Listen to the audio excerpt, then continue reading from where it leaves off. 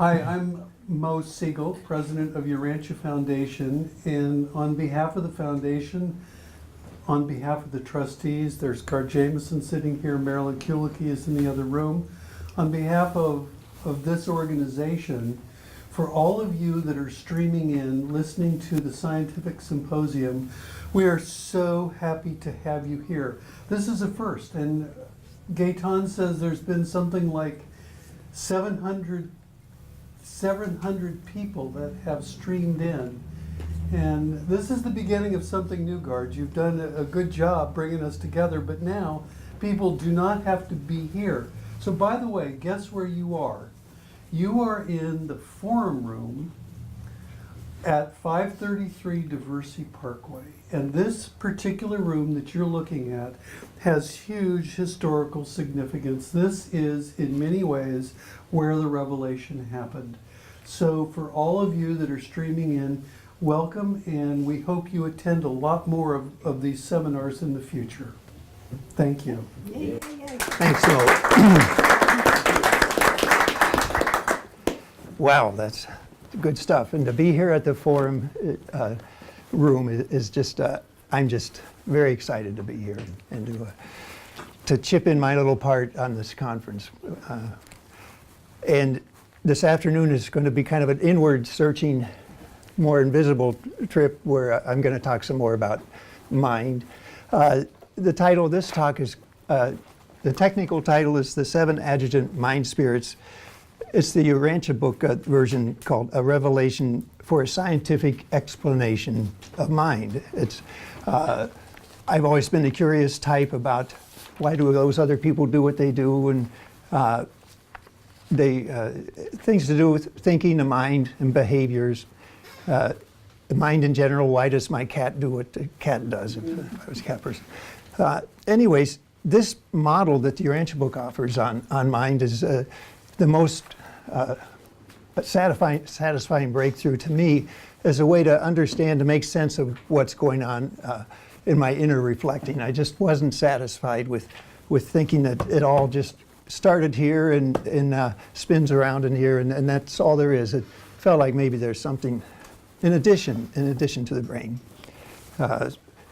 So the 7 adjutant mind spirits, to break it down into the normal, their names are in ascending order as they evolved through the animal kingdom, are intuition, and then later evolved understanding, the kind of the association of ideas, and then courage to get up and do something, then knowledge, and then counsel, worship, and wisdom.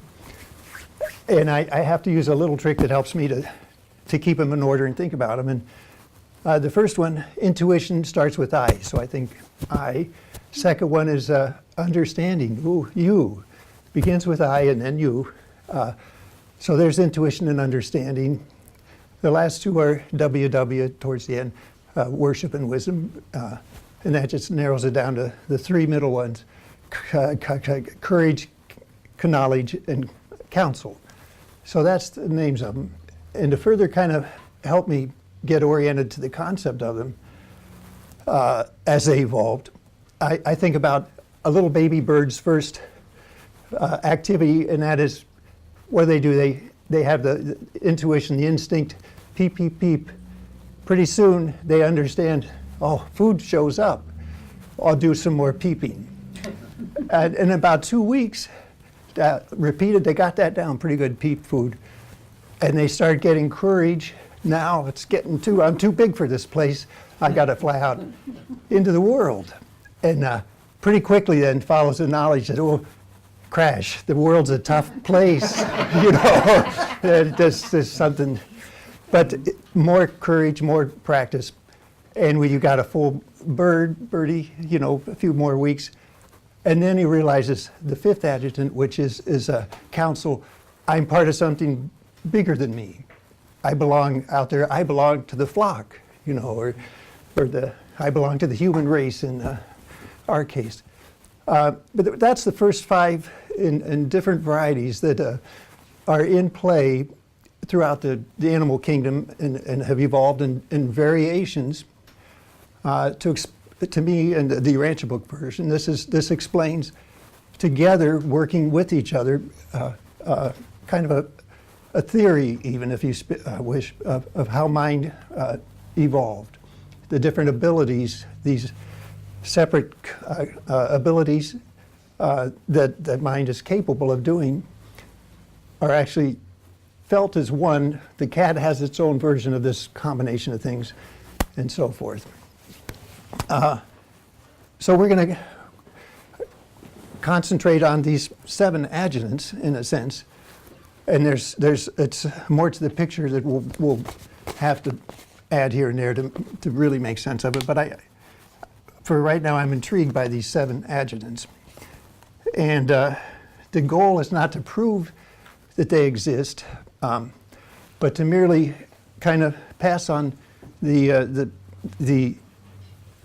framework that the Urantia book has to explain these as an explanation of mind, and at least to get this as a theory, kind of have a seat at the table, so to speak, when people are discussing all these remaining mysteries about the mind. Basically, there is still, to me, there's mystery beyond just the wonder of the brain. There's still, that's not fully satisfying to think of.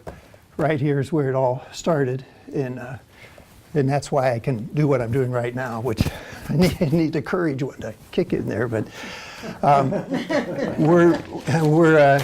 it's always in action, you know.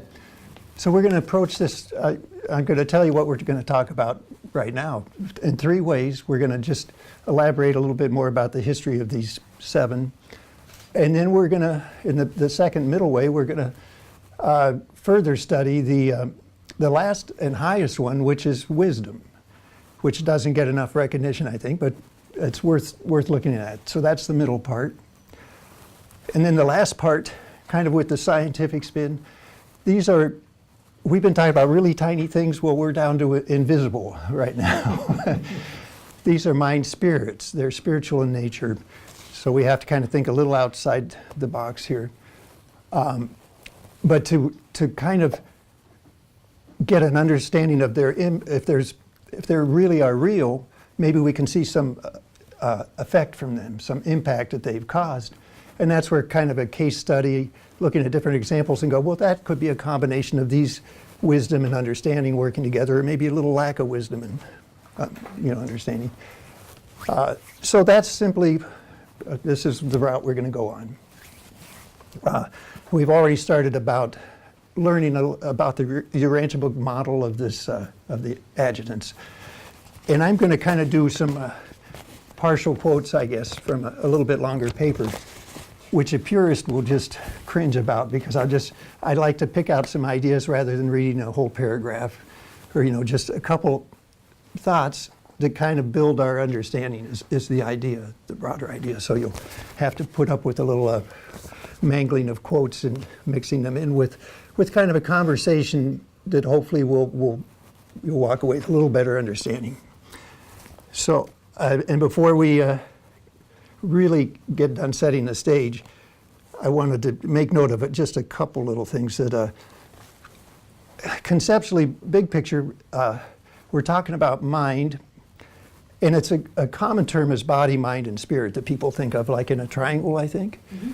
Well, in the Urantia book case, it's like body, mind, and spirit, but mind is placed more like a bridge that's anchored in the body, in the brain, and it bridges that gap, that distance to your spiritual nature, that inner spiritual little realized, because we're young, we're little mortals barely out of the egg.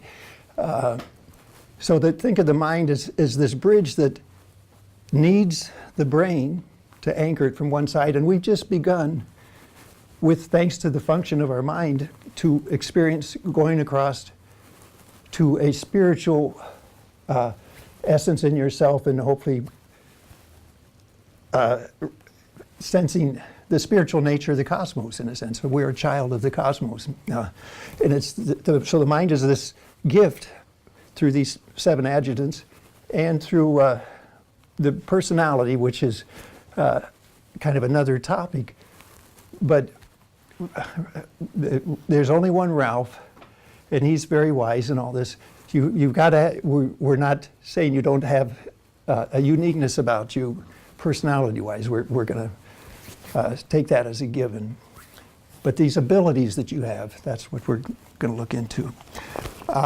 So these are parts, in a sense, that make us up. And it's a pretty simple theory, if you will, or this explanation. But because they all act in a unified way, we just experience ourselves in a totally unified, integrated as one, as Bruce or Ralph.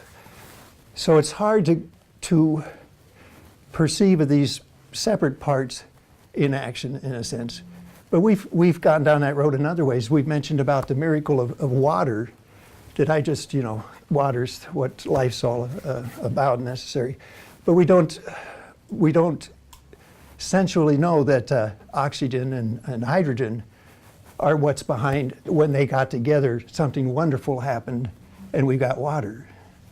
And I could, take a whiff of oxygen and a whiff of hydrogen, but it wouldn't be the same. They've got to have their special way to unify and work together and to create this one almost unexpected entity, and that's us people. So it's kind of a simple framework, but it's got some wonderful complexity in the details to it. Now we'll just kind of finish up the first part with a few quotes to kind of put in place the evolution of these individual 7 abilities in their place. Now the mangling starts even more. I've got to, because most of what I'm going to read is straight out of the Urantia book, some quotes of information, because this is where we're getting this concept. The physical brain possesses the innate capacity for response to mind ministry. So that's that dueling interaction.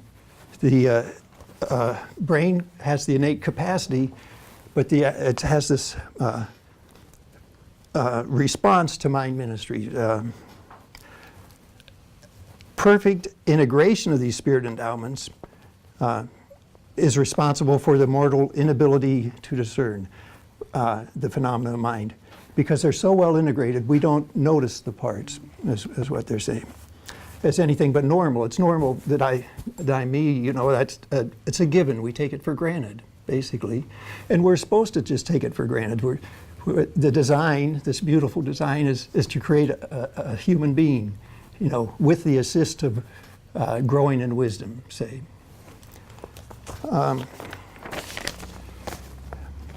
The ability to learn from experience. This was the beginning of the functioning of the adjutant mind spirits. And they function from the lowliest minds of primitive and invisible existences up to the highest, which we get that title. And these mind spirits send forth their influence as a differential urge.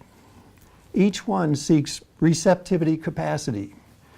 Those two words really resonate with me, that these are abilities that are seeking receptivity and capacity as the brain is able to do its job. And they work apart from each other.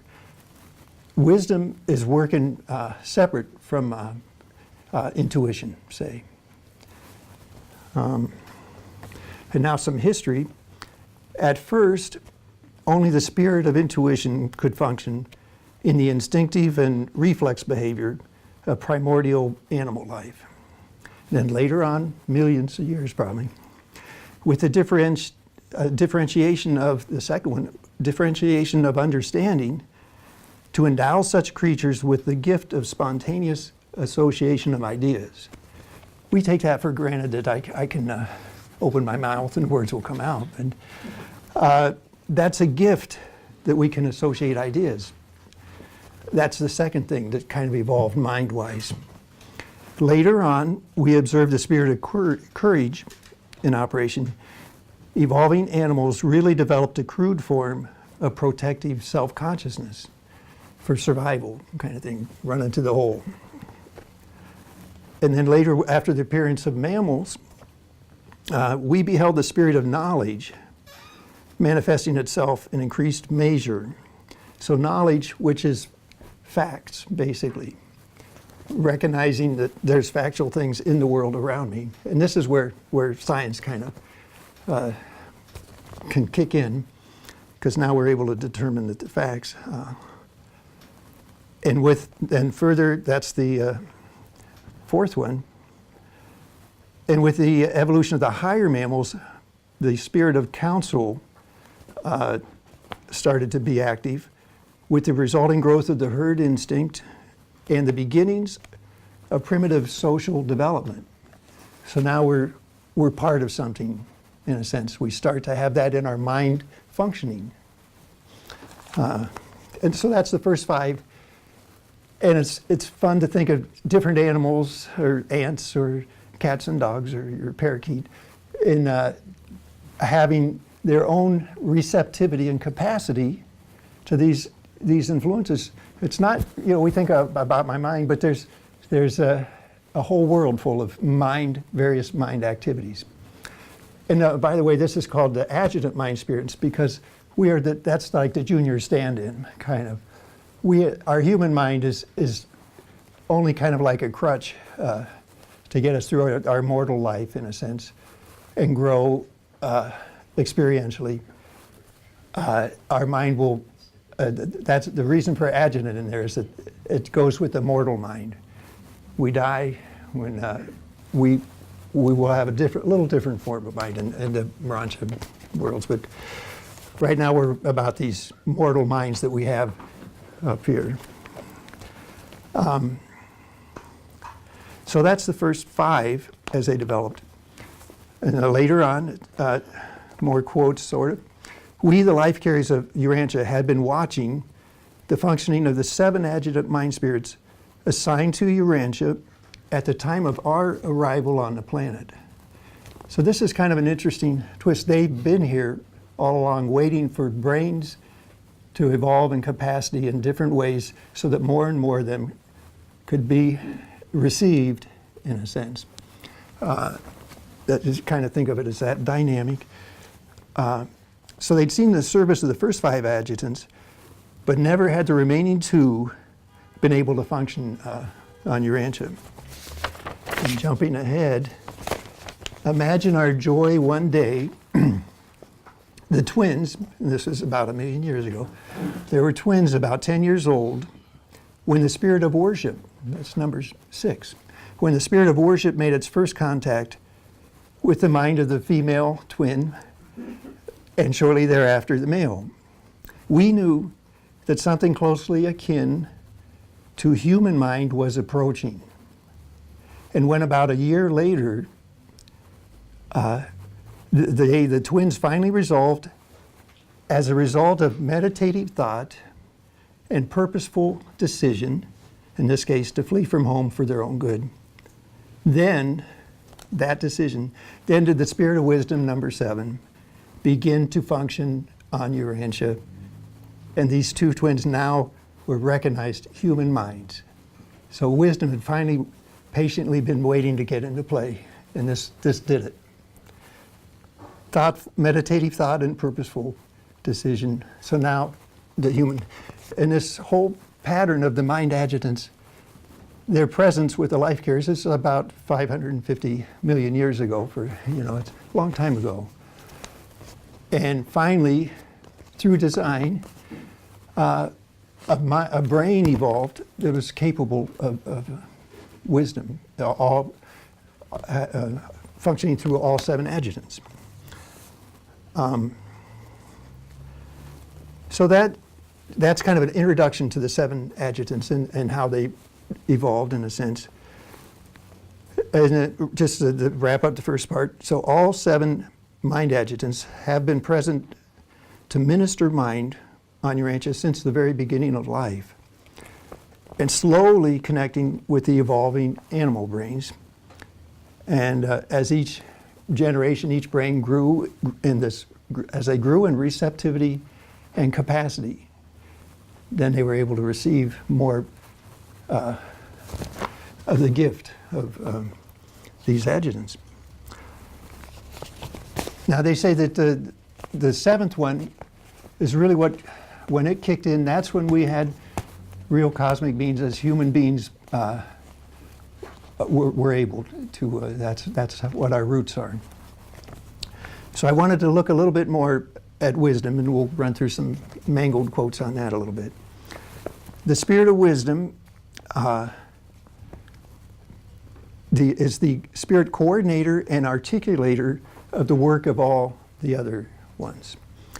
Everything that all the other 6 mental ministers can mobilize is what wisdom, when wisdom picks up. Wisdom is the acme of intellectual performance in this version.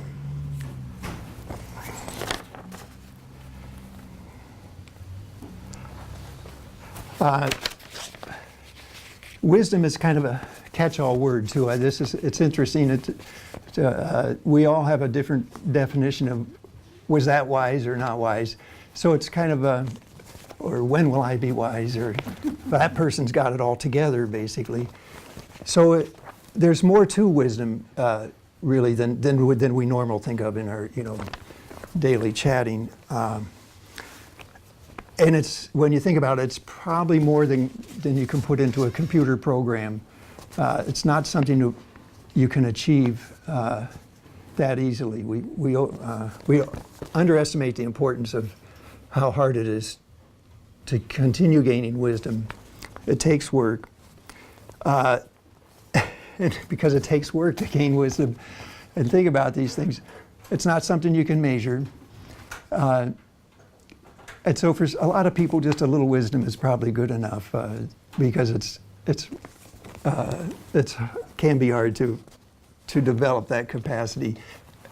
And we are just beginning to develop. We're like 1,000,000 years old as a race, but we've got a long future ahead of us. These adjutant mind spirits are just being tapped into part way, in a sense. As capacity and receptivity continues to evolve, we're evolving not only physically, which is what you typically think of as evolution, but we're evolving, our minds are evolving, and we therefore are spiritually evolving. And it's all kind of this unified, seamless thing that we're just have our place amongst it. Wisdom. We gradually experience ascending levels of mortal wisdom. This is how it says it better than I can. Ascending levels of mortal wisdom.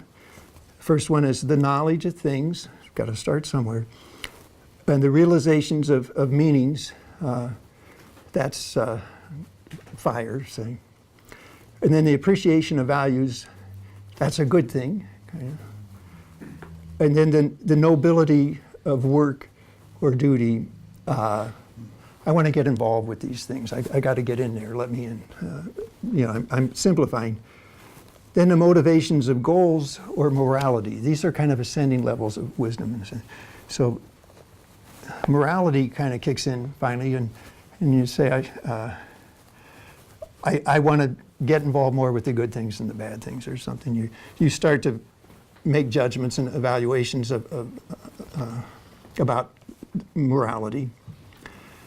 And then comes advancing up to the love of service character. And that's where you're starting to put together this whole concept that these good things, to me, I got to get out there. I was built to do this stuff. Ralph was made to help us out here with our Urantia world or something. People get this love of service and the character to act so-called wisely, say, and with real intention. And then at the highest level in this mortal wisdom stage is called cosmic insight, spiritual discernment. And that's when you can see the spiritual nature and meaning behind things, in a sense. And you really get contemplative and excited about, you're engaged with the world. And in addition, you see this, spiritual discernment starts to kick in. That's the higher wisdom kicking in. That we get excited about the spiritual nature of things, and we start to see it more and more. So that's kind of how wisdom can kind of grow individually and hopefully collectively too. The last two are worship and wisdom. We'll hit a little. When the worship urge, number 6, is admonished and directed by wisdom, number 7, which is meditative and experiential thinking, pretty simple, meditative, experiential thinking, then worship begins to develop into the phenomenon of real religion. And when the spirit of wisdom achieves effective ministration, when you're getting coordinated with your spirit of wisdom in a sense, when you get the higher level, so to speak, at that point, then in wisdom, we begin to turn away from nature and natural objects to the God of nature and to the eternal creator of all things. So you get kind of beyond that material look at the world. This is another way of saying seeing a spiritual value behind the scenes. I like that part. Now, the adjusters, that little piece of God that we talk about, says that it can't arrive until after the mortal mind has been duly prepared by the indwelling ministry of the adjutant mind spirits. So and this usually happens at 5, 6 years old. We're fortunate today that our species can reach this level at the age 5 or 6. And almost, so these 7 adjutants obviously are pretty darn active because you have to have all 7 of them before you get your adjuster. I'm just trying to put things kind of in a perspective of how far we've come instead of, gee, why don't we have more help here? We got a lot of help here. Yeah. And we'll hit a little bit, as an example, a couple things about Jesus. On Jesus, it says, until he obtained knowledge and gained experience and combined these into wisdom. He obtained knowledge, gained experience, and combined these into wisdom. It's pretty simple. Okay. Just as do other mortals of the realm. Until after his baptism, he availed himself of no supernatural power. So these are powerful things we can draw on, in a sense, if we want to nurture them. That's what Jesus did, the same thing that we're talking about here. Supreme wisdom, which can only be comprehended by living it. That's an interesting phrase to me, can only be comprehended by living it. So I'm thinking I got to give up my reality TV. It's only going to make me so wise. There's a limit. Got to get off the couch. But that's also true for why Jesus' mission to come here was to gain supreme wisdom by living it. That's what part of his motive was, to come here. Wisdom's that important, and the only way he could get it to be a legitimate, a complete ruler, was to gain that living wisdom through the experience of his life here. So we were helping him out, He got very wise, hopefully putting up with us in a sense. It's interesting to think of what supreme wisdom embodies.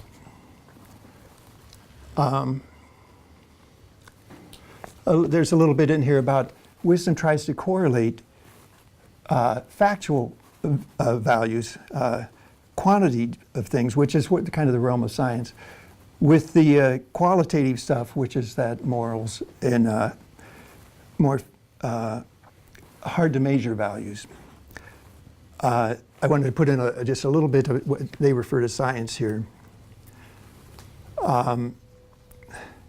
If you get stuck only worrying about things you can measure, simply put, that's the idea I want to add this next quote, that there always exists the danger that the purely physical scientist may become afflicted with mathematical pride and statistical egotism. They're saying you got it. This is where wisdom kind of has got to be blended with science in a sense. If you want to really progress. So that's kind of the deeper look at wisdom for part 2. And the intentions of this is we kind of know what wisdom is, but it's just to heighten our appreciation for what wisdom potentially can be. It's kind of exciting to me to think about wisdom can be something higher. And what I like about the Urantia book is it's a spiritual description of what's going on that embraces science. What attracted me to the Urantia book was not spirituality, it was the science and explanation of things. And I thought that's really interesting. Maybe this atheist might, turn the page, read some more. And then finally, I just learned about wisdom recently, after many years of reading the Urantia book. Anyways, it was science that drew me in, and now I'm really jazzed up to think about this growing in wisdom, and how helpful how great that would be if we had people that behave half wisely. But I bring that up because we are currently the focus right now is we're in the scientific age. We're almost worshiping science in a sense. And wisdom is kind of getting short recognition in my book. So I just, by bringing up the importance of wisdom, wouldn't it be great if since wisdom embraces science, if science allowed a little room for the importance, the value of wisdom there too, just to, I like the idea of that. For any scientists out there, that makes sense. That brings us to the third part, which was loosely titled Case Studies, but there's a couple things I wanted to talk about before we try to look for examples of discerning these different levels of mind in action. When you get up to the human levels, we start talking about consciousness and self-consciousness. So that's a function of mind. I wanted to just put in a couple quotes about, we're going to elaborate a little bit about consciousness in mind. Human self-consciousness implies the recognition of selves other than our conscious self. The self is known as it knows. You know me and I know you. That's an ability that we just kind of take for granted, but it's kind of, that's part of what makes us human, is self-consciousness. Consciousness, much less self-consciousness, cannot be explained by any theory of mechanistic electronic association or materialistic energy phenomena. And that's where I get hung up, just thinking about only the brain. That's not satisfying. I'm a curious person. It's like, isn't there something more? And I like that the Urantia book says, yeah, there is something more. This isn't the whole explanation. It's critical. You've got to have your brain to process all this stuff. But it's a bit more than that. And for the cat lovers, I threw in the animal mind is only conscious of objective universe, which was kind of a letdown because you kind of wonder about personality and self-consciousness, when your pet stares you in the eyes and you wonder, gee, you're having a conversation and all that. I don't have the answer for that, but it's a way to kind of experiment with how do these adjutant mind spirits work and what, kind of a fine-tune your view of what's going on in your pet's mind, maybe. So consciousness, there's a lot of interest by a few people anyways in consciousness going around these days. And Ralph mentioned yesterday an example about the University of Arizona has started a program on the scientific study of consciousness. There's enough interest there to start a program where we're going to look at all the different physical sciences in a sense. Martha mentioned a number of ways that we're trying to understand this higher functioning of our minds. Neurobiology and pharmacology, drugs. Drug therapy is a big thing now to get your mind right. There's a lot of effort to kind of get a handle on what this consciousness is. And they've been doing this for like about 20 years. And it says that, and they have big international conferences, get-togethers. They bring in the brain pool. But it says they like to think outside the box and bring in all kinds of ideas. But so far, and they just had their last biennial meeting about a month ago, but it says that thus far, at least, they have failed to make significant breakthroughs in explaining all the mysteries about consciousness, that we don't have really a good model out there yet. And that's this model that we're trying to get familiar with today. Is if we could go to that conference and say, the Urantia book has some stuff to say about this consciousness business, and this model about the 7 adjunct mind spirits, along with personality and stuff. I think it can be viable and hold up to scientific observation in a sense, if given a chance. It would need a chance. Also, to keep in mind that we experience ourselves as one. Nigel's one of a kind, I can feel, and we all are.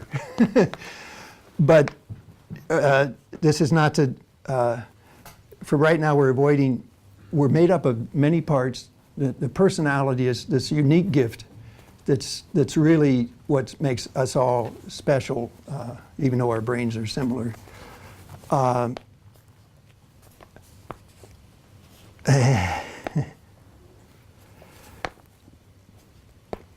The personality is the unifier of all these parts too, and it's done effortlessly. It's just we take it for granted, but it's interesting to me to know that this is going on within us.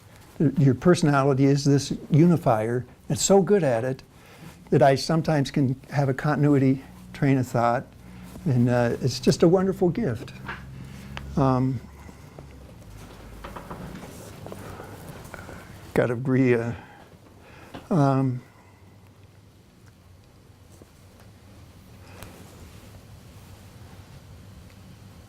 And its personality is called a consciousness sorter and associator. And they're talking about what it would be like if you didn't have your personality. You just had these other ingredients. An ununified mind could hardly attain a conscious level of human status. If the associations of consciousness were just an accident, with no unifier, then the minds of all men would then exhibit the uncontrolled and random associations of phases of mental madness. If it was all just materialistic, firing of within the brain, and we didn't have this personality to unify it, we couldn't have the whole picture of being a human being.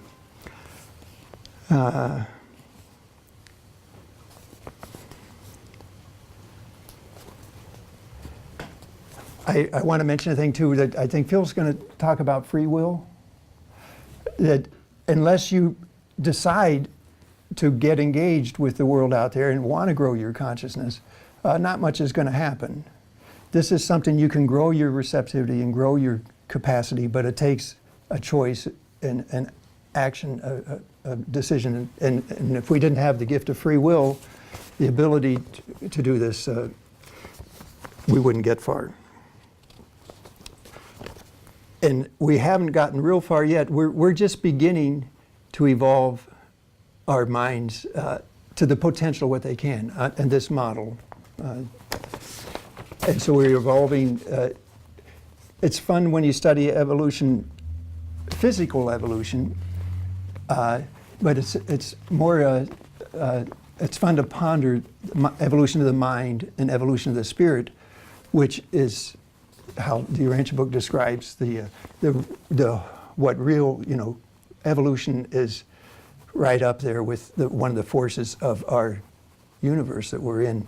It's a design principle, essentially, and it works at all these levels, not just that we're physically evolving. I think, okay, that's enough of lead into doing a couple case studies, and I'm going to put out a couple things of what I think are kind of fun examples of, yeah, that could be the adjutant spirits here and there working away. And that'll be enough of an introduction, I guess, to the mind spirits. The case study thing, to look for it, if these things are in force, there must be some results from them. We must see some effect from it. And I just want to make a quick mention of Carl Jung, who I really get a big kick out of, in a sense, and went to Jungian groups a long time. But I'd been reading the Urantia book for a number of years, and then started learning about Carl Jung, and pretty quickly I thought, here's a person that's having these experiences, and through his personality and his talents, he's trying to describe it through his profession, which was he was a psychiatrist. He was trying to describe what the Urantia book is talking about, your growing your contact with your connection with your thought adjuster and the spirit of truth.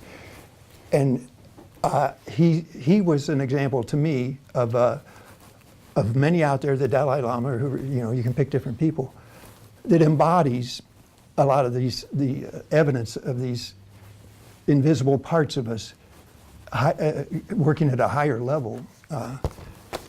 And I think it's helpful to try to ponder the adjutants at the same time that you're looking at these people. With Jung, I liked that he was taking his own experiences and then trying to explain them scientifically, in a sense, rather than building the case step by step from the bottom up, from where we are. Sometimes you need to start with a higher result and then explain it in ordinary ways. And that's kind of what this revelation of the mind spirits is. I don't think we would have scientifically discovered them such as quite specifically as they're described in the Urantia book. I told myself not to drift. I'm going to skip. There's a couple things about Jung.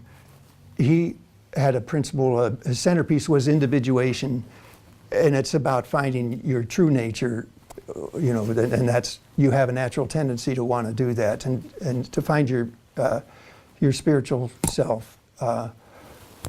And part of the technique of finding your spiritual nature is this idea of active imagination, where you find a kind of a quiet place or some ideas that have happened to you, and you try to imagine what's the meaning behind these things going on in my life, in a sense. What's the meaning of maybe that dream I had last night, or I keep running into squirrels or something. What is there a meaning to these things? And it's a wonderful kind of way to activate your imagination, and I think it helps you once in a while. A little light goes off and you feel like you've expanded your consciousness a little bit if you try to imagine what's really going on, what's the meaning of things around you.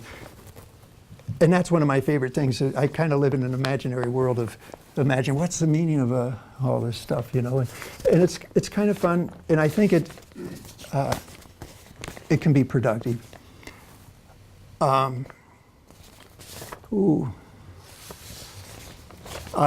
This thing I want to just put in well, tell you what, the Urantia book has this concept called creative imagination, and there's some quotes in there, and I think they're describing something about this mental activity that Jung's referring to. I'll just read you a couple quotes about that. Urantia book talks about the importance of creative imagination. If we're on the same page till we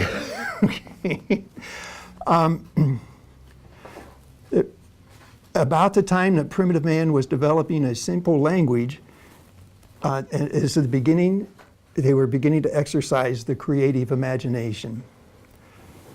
Children, when first learning to make use of language, are prone to think out loud, to express their thoughts in words, even if no one is present to hear them.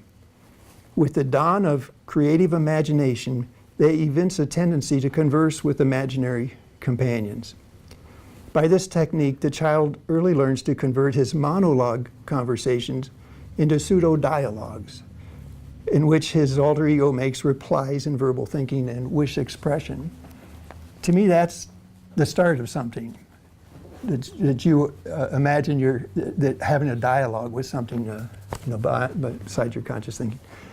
And it says very much of an adult's thinking is mentally carried on in conversation form. So took creative imagination to kind of bring in language to create that.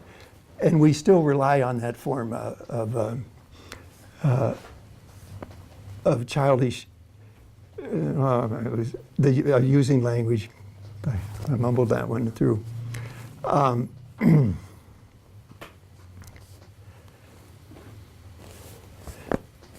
There's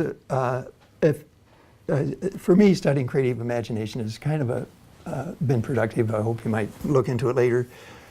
We'll see a couple other examples, which I picked out my favorite movie, and then we'll kind of wrap up. I'm fond of The Wizard of Oz, and I'm thinking, why am I so attracted to that movie? And other people are too. And when you put that in the framework of the 7 adjutant mind spirits, I'm thinking, wow, here's this theme where there's a being that's searching for a heart. There's one searching for a brain. Another character is searching for a courage. And you've got Dorothy, who's got this intention that to return home at all costs. And she follows a yellow brick road and finds a wonderful material land where everything is so cool. But that's not right for her. She wants to go home, wherever that might be. And they're playing Somewhere Over the Rainbow with the lyrics in the background. And then at the end they say, the answers to all these things were always in you. You just didn't know it. So I maybe the fellow that wrote The Wizard of Oz didn't have that in mind, but I think it resonates that he was tapping into, in a sense, these different urges. These are like a type of a subtle urge in us to activate more energy in those directions. In the mental health field, I just to make a note, it's also kind of interesting to think about, say, autism, for example. Maybe they don't have too much of that counsel, the number 5 one, which is that it starts out as primitive social development, and maybe they're a little not as receptive, their capacity on the 5th adjutant, because they work separately.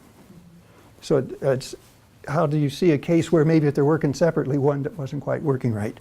So it can be helpful in possibly in mental health to just understand maybe a little bit more what might be going on. The savant may have great receptivity for for knowledge, but the 2nd adjutant, understanding, is not so great. So it's kind of fun to think about these adjutants in different ways. So closing up, the idea is to think of mind as a bridge from the material from the brain, and it's going to go over to your true spiritual nature of things and the spiritual meaning behind things.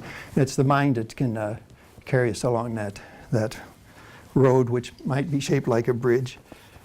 And we're just getting started, really. We're in our first life. We're pretty close to we haven't gone too far outside the brain yet, and the potentials are huge.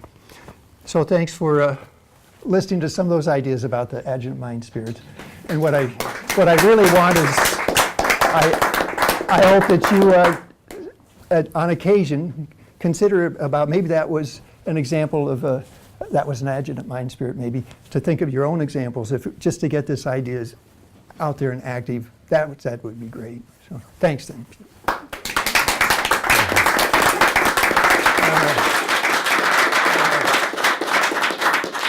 Oh, yes.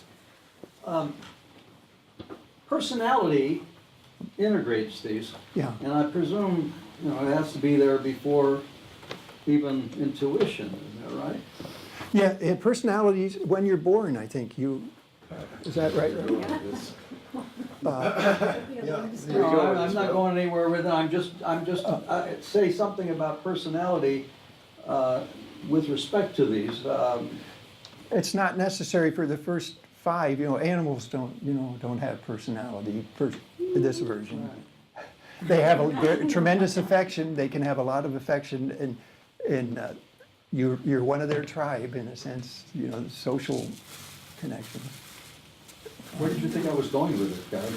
Well, when personality arrives, Oh, well, that's a good question, isn't it? They don't tell us. Nigel has an opinion on that. Yeah. No opinion.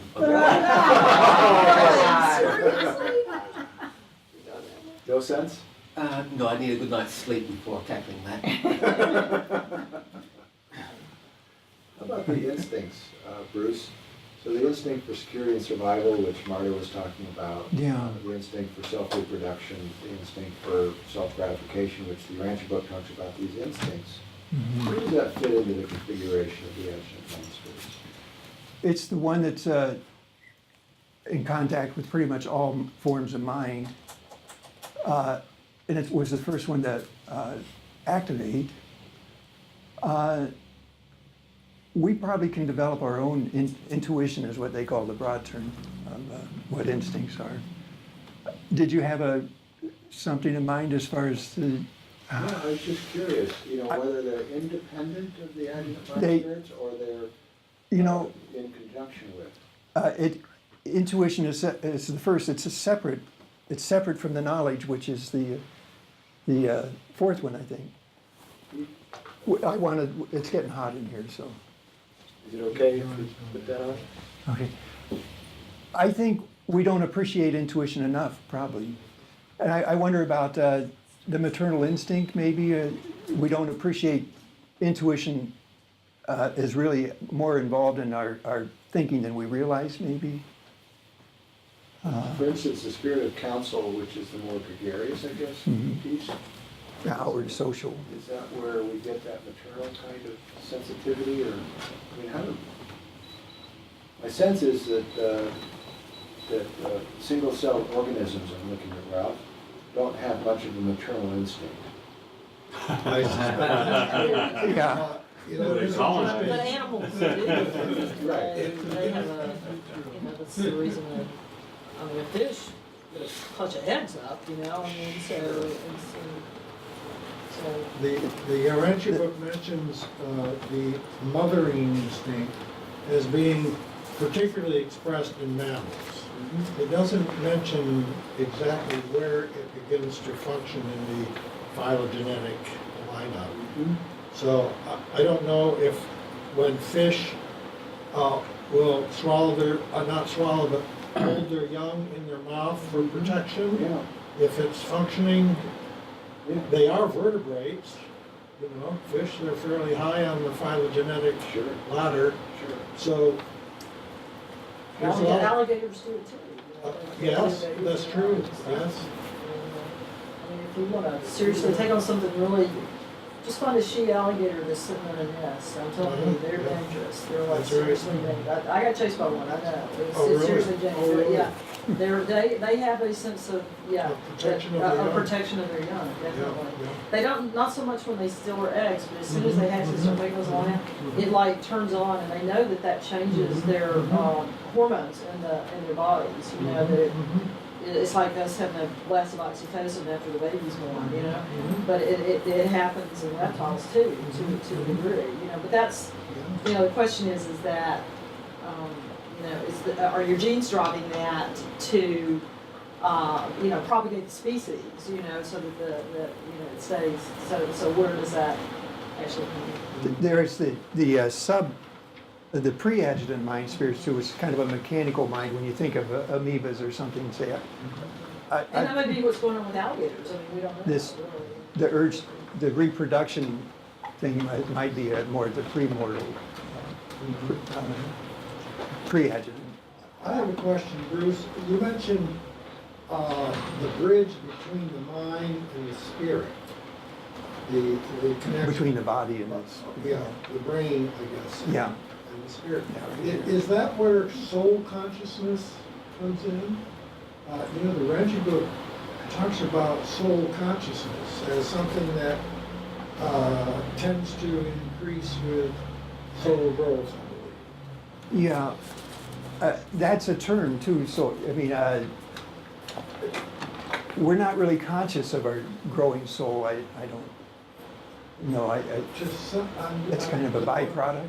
Yeah, well, I think the book mentions that we can become somewhat, not fully conscious, but maybe semi-conscious.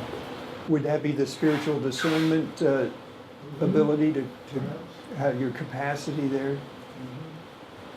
I'm not the expert on that. It seems to me it might fit in that. Yeah, it's in there. And this is where pondering the different parts of something that we feel as one, basically, as one experience, is tricky. You kind of just have to scratch your head and ponder, well, that could be, but it's hard to sort it out. Mark? I a couple of thoughts, and I'm thinking in terms of the question that Gard asked about instinct. And I'm also thinking about the piece you kind of, in terms of the Andon and Fanta fleeing for their own good. I mean, that was not an amygdala response. That was a worship and wisdom response. And I think, Yeah. you know, so I think that, and when you talk about soul consciousness, if we lived in the world of wisdom, if we lived on the top two adjutants, I think we would be living in soul consciousness. So yeah, I think the midwayers do that. But I also think in terms of instincts, that the minute something is living and teachable, even on the smallest scale, that that instincts kick in because of the purpose of evolution and the need for survival. And I think instincts are related to our very basic survival. I think as we become more self-conscious or more conscious, we can appreciate the instinctual level in a whole different way. We can appreciate self-replication and so forth and so on. But that it's necessary for that to be part of the process until we have developed enough to have the wisdom to look back and really engage it. But that first adjutant mind spirit is critical in our survival and development and evolution. So, It's interesting that Maslow's hierarchy of needs very much follows what was presented here. I'm not sure which came first, and it'd be kind of interesting to find out. he was in the 40s, I think. He was in the 40s? Yeah, I made a note of him, 1943, he did the hierarchy of needs.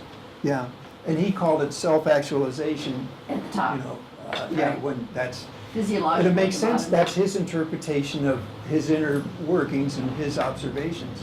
So he's describing it as a hierarchy of needs and self-actualization. Which truly follows what the same order, actually. Yeah, it makes sense that there'll be various interpretations of these urges. So, After all, these are all working in all minds, whether they're aware of it or not. yeah. This is just to appreciate it. I think we want to, and it helps understand things a little better. It's not required to know this to grow your soul or to grow your spirit or to qualify for anything. When you look at the work done by Viktor Frankl, when he's seeking Meaning, meaningfulness,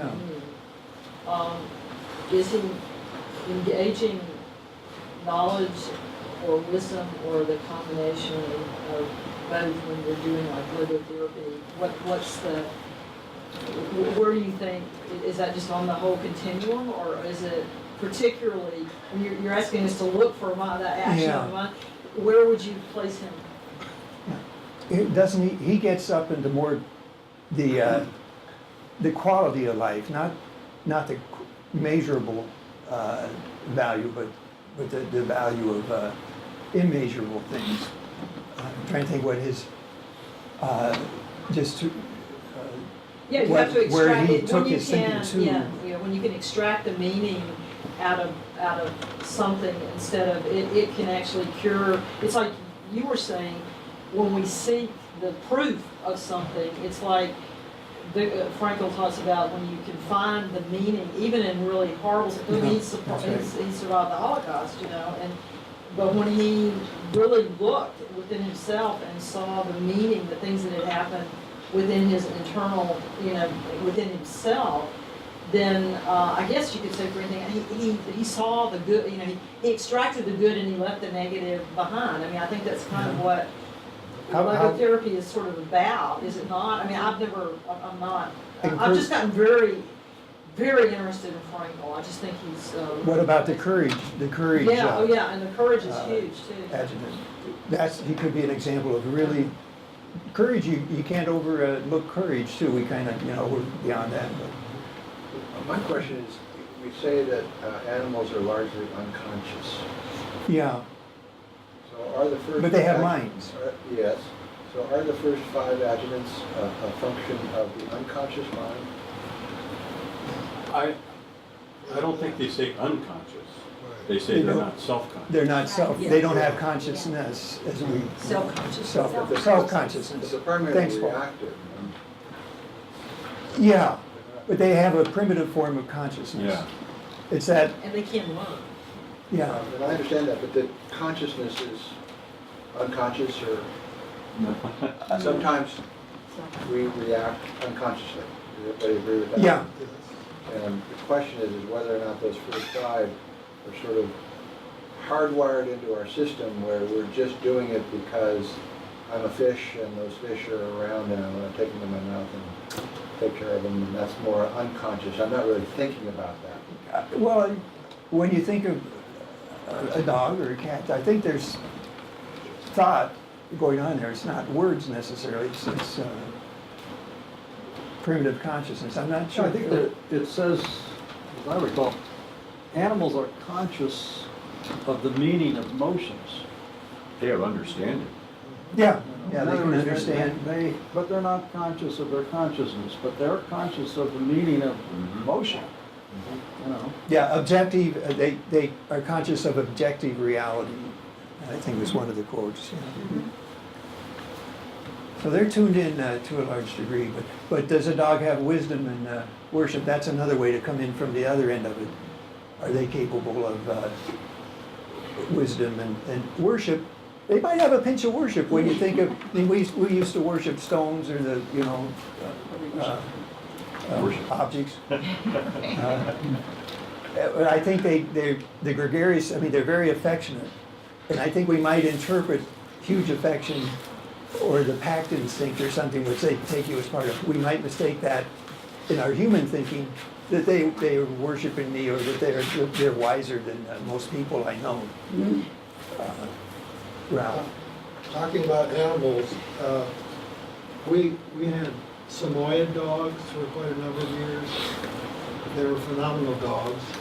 But we noticed that, like when we were ready to eat, they would be paying pretty active attention to what was going on. But when we engaged in our prayer of thanksgiving, they suddenly became bored. It was not, they weren't understanding the concepts. But once we were over and we started carrying on conversation again, they seemed to be much more attentive. I don't think that was just, imaginary thinking on our part. Yeah, I know my wife and I both recognized it and commented about it, independently. So I think it says something about the animal mind. Well, that's what we're looking for, kind of examples to see if this really works. If this system, the Urantia book version of mine, does it hold up? And So- I could add concerning the maternal instinct, that when our female Samoyed had her litter, which occurred under a kitchen table, she was the most protective dog possible. I mean, she just tended to those 4 pups constantly. And it was just amazing, as though she had no, she wasn't concerned about her own needs. She was completely dedicated to caring for those young pups.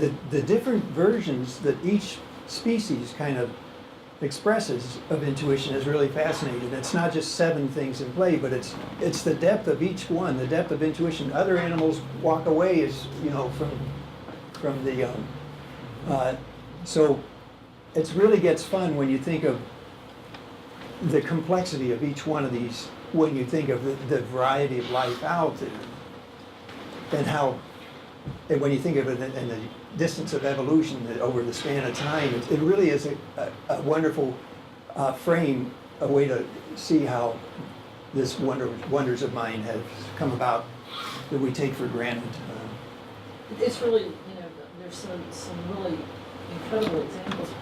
We all think about birds and they feed their babies and all Yeah. that, but then yet you have a cuckoo that goes and lays its egg and lets another bird raise it up, Yeah. and you kind of go, wow. That's a different Sort of version. like exactly a 180, but it's, Yeah. but they're still aliens, they're still birds, I mean, they're still, and even ones that are in their same order and everything, they don't do that either, but. And there's one in every bunch that does Yeah, something different. it's yeah. really amazing. Yeah, that idea of different receptivity and capacity that filters it in a sense, in a special, unique way, is probably each mind is. Concerning avians, the Urantia book mentions that avians are evolutionary. They're continuing to evolve actively. Some other species are not, like, for the most part, reptiles are non-progressive, non-evolutionary any longer. They were at one time. And we don't know what turns these evolutionary switches on and off. But it seems to be something probably related to the work of the life carriers. I don't know exactly, which gene that does it, but it's just that adds another interesting dimension. Another part. Exactly to what we're talking about here is, in which cases is the mind still actively evolving, and when is it not? We know the human mind is. But the animal intention minds- was to get to the human mind, Yeah. as the end point. So Yeah. you do have to wonder about the species in between as to have they done their job and they're gone, or I Well, don't and know. you wonder about the ministry, they were waiting for Anta and Quanta for things to Yeah. You're wondering if they're kind of on the same brink with whales and cetaceans and dolphins. Interesting, yeah. Because their brains are so amazing, are the adjutants just waiting for something to happen later, or whatever, because, One of the things that Ralph and I spoke about, speaking of birds, is that in that original life plasm that made us, there was a quality that would make a bird that would be a passenger, would carry humans. And that's Yeah. not just for here. I think did you say that it was on all? I think yeah, almost all there's planets, almost they're all an planets avian that they there's can a- use for transport. a yeah. transport species that can carry humans, and actually follow directions and listen, take verbal directions. And very affectionate, supposedly Yes. very affectionate. We rode elephants when we were in Thailand. That's back a few amazing. I years did ago. that too. These are amazing creatures. The Urantia book mentions elephants as being very fascinating. Number one, they're the most intelligent of the mammals. Number two, they compare the evolutionary rate of elephants to mice.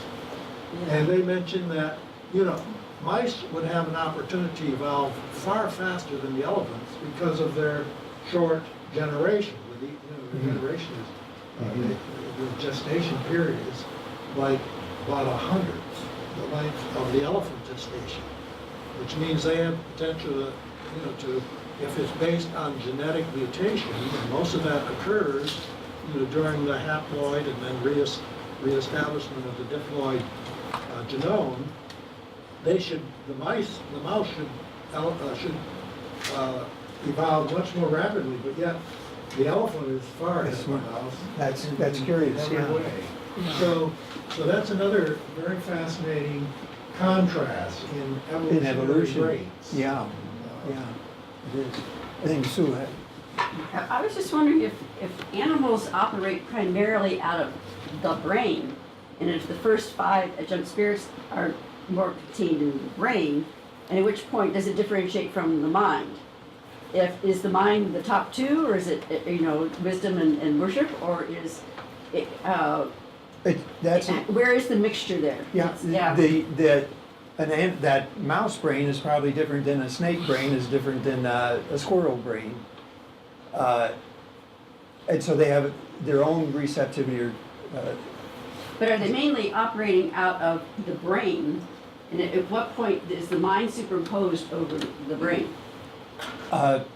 Pretty early on. I think about the level of ants, maybe. I don't know. You think? I don't know. They call them mind spirits, so I but- guess it's all. Yeah, it's hard to take them into 2 parts, in a sense, but they kind of feed off of each other. As Marta kind of got into, these mind adjutants probably are so rich in the variety of and capability of making connection with all kinds of brains, as they evolve. And these,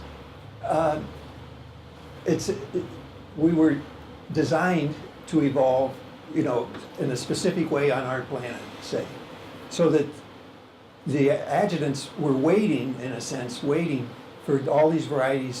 They knew varieties of brains were part of evolution, and so they're going to do their job. They've got the great capacity to, when a particular brain's, they'll seize the moment to be received as well as they can. But yeah, just the richness of a squirrel and you name it. Well, one thing I wanted to say is that adjutant mind spirit are there to help life adapt to the environment. That's the first 5. Mm-hmm. So it's prevalent in all mental, well, whatever animal has a brain that can evolve a mind.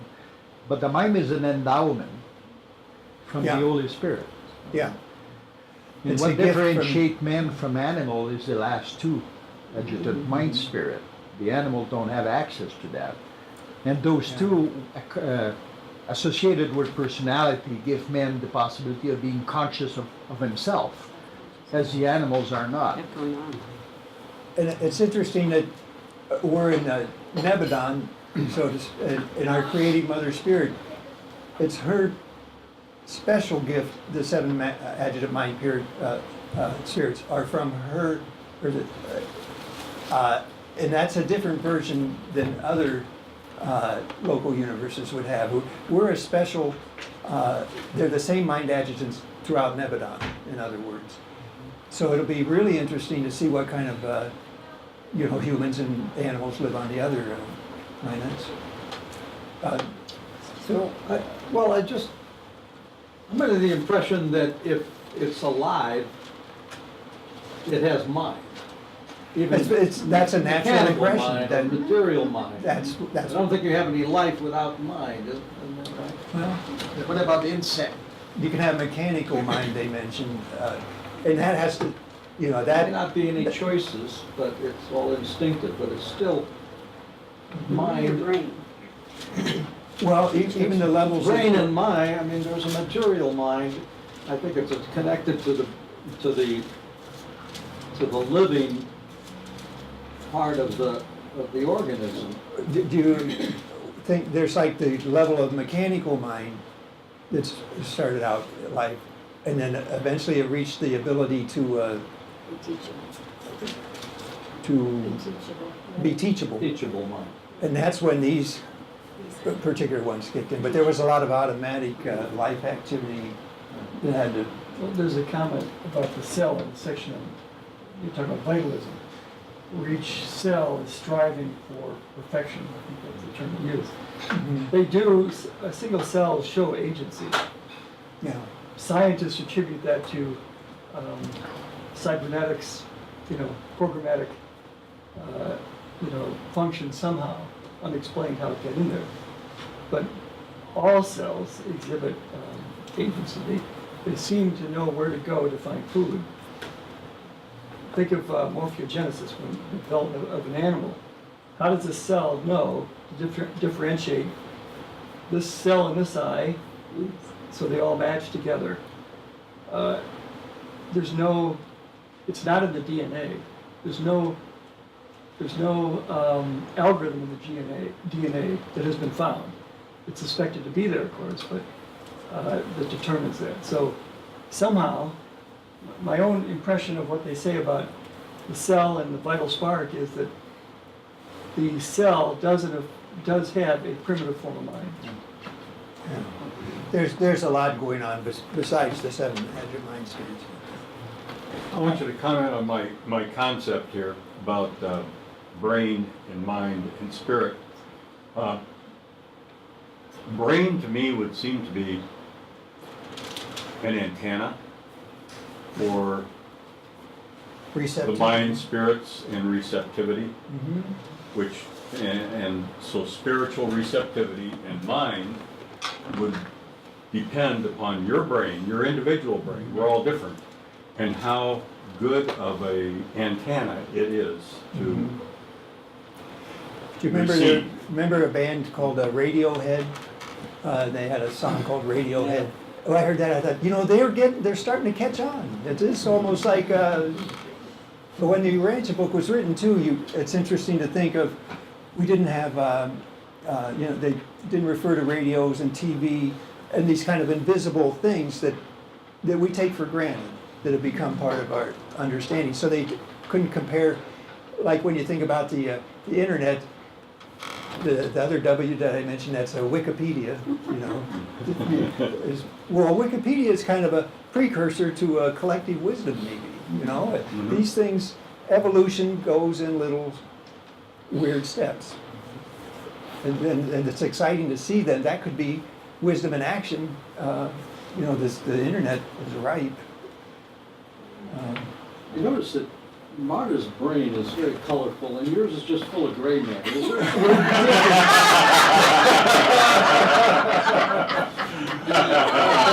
Good one, Phil. We'll talk later, yeah. So I want to know what statistical egotism looks like. Oh, good point. He looks right at Statistical egotism? Will they make a difference? Yeah. You are a mathematical, what do they say? The dangers of of statistical Yeah, egotism. it's statistical egotism. Scientists, that can be one of the pitfalls that they go. Oh, yeah, that's right. There is that phrase, Right. statistical or Since mathematical. you're so statistical, you need to know something. I'm just curious, what is it? Well, at one point they used the word mathematical in that vein, and then there's a statistical egotism. Yeah, Is it that? yeah. Well, egotism can hit anybody. Here it is. Ooh, you got it. Scientists may someday measure the energy or force manifestations of gravitation, light. This was Jesus speaking, okay. But these same scientists can never scientifically tell you what these universe phenomena are. Science deals with physical energy, activity, religion deals with eternal values. True philosophy grows out of wisdom, which does its best to correlate these quantitative and qualitative observations. There always exists the danger that the purely physical scientists may become afflicted with mathematical pride and statistical egotism. Marge, that's from the Discourse on Science, I think. Yeah, it's when Jesus was talking about science. Yeah, which is spot on for our topic, that discussion. Discourse on Science. Can you differentiate for me? You want to say All right. You and Nigel. Yeah. I just want to do Nigel, go ahead. I was going to say another facet of this is what interface is implied. Right, you've got these adjutants, these circuit-like things clearly never done, waiting to make contact. Yeah. So what sort of interface is required? What interface allows them to make contact? Yeah, yeah. Just a question. Pineal gland or, yeah. I think it's going to be something, very technical and very marvelous. And they said it's easier to make contact with in other planets where they have the three-brained version of humans. So there is a physical component, it Well, the seems, question that is what sort of interface Yeah. allows them to make contact? Well, there are some theories on, Go ahead, go ahead. like Sir John Eccles, for example, Nobel Prize winner, hypothesized that the interface is, there's always this question about is the universe causally closed? Most scientists will say that it is causally closed. But quantum mechanics changed all that. So quantum mechanics is inherently statistical. When you have what we call a wave function, it's just an abstraction that materializes in a particle, but where it materializes is unknown. So there are several scientists that have come up with some pretty detailed analysis, and actually I talk about it in my paper, of how a mind, an immaterial mind, could affect the brain without causing, without requiring an infusion of energy that could be detected by science. So John Eccles is the most well-known of those, but there's at least two others that have come up with some pretty detailed theories on that. I mentioned them in my paper, but I don't go into a lot of detail because they're pretty speculative. Well, that's one interpretation of quantum mechanics, so-called Copenhagen version. Right. But de Broglie and David Bohm have a different one, in which particles really do have position and velocity with more precision than we can measure. That, there are these guiding waves. Reminds me of the segregata that you mentioned, that they guide the particle into those probabilistic or statistical distributions. So it isn't necessary to have this idea that things are essentially ambiguous, but you do have to include faster than light influence, entanglement, and of course, even the Copenhagen interpretation has, these extended waves that somehow collapse when you look at the particle, which I find a little strange, more than a little strange. I'd rather have faster than light interaction and think of things as being actually there. Our knowledge of them, however, is limited. The precision of our knowledge is limited by the indeterminacy principle, because every time we get information from a particle, it's either by bouncing light off of it or by having it emit some light, in which case it recoils and we don't know exactly which way. So it's that if we could measure in a more subtle fashion without those, we could perhaps increase the precision. And so it doesn't necessarily have to be, inherent ambiguity in the position and the velocity of particles. I think that's it's not really what I don't think the Urantia books promotes that idea, the Copenhagen notion. well, They make a statement somewhere that don't bother even trying to figure it out. Don't remember. In the Urantia book? Yes. That the Well, mind we're at reaction is just. You'll have to point that out to me, I'm not sure. I tried to find it, I couldn't find it, but. You're giving a good example of the adjutant knowledge, and that's where science kind of lives, in facts. And we're in the scientific age, and we're just gung-ho to learn facts. But and that's important, and that's to be included. I think the point there is that the quantum mechanics negates the denial that the universe has the potential to negate the denial that the universe is causally closed. If you look at someone like Henry Stape, I don't know if you've ever read him, he's written. Daniel Dennett makes, in his book Consciousness Explained, uses that as the centerpiece of explanation for materialism. Because somehow or other the matter is ambiguously, and so therefore that somehow that amounts to how we get choices and free will in the cosmos. I mean, that's what I'm hearing. Well, the idea is if there's an immaterial mind that somehow has to affect or make a cause with something physical, there has to be an interface. Mm-hmm. And the interface has to be such that scientists would not be able to detect it. Otherwise, it's part of science. But that this will always elude science because of the Heisenberg uncertainty principle and the. Well, they'd say that we'll never be able to understand or figure out how life works, because in order to figure it out, we'll have to destroy it. Yeah. And they make that point, that you can't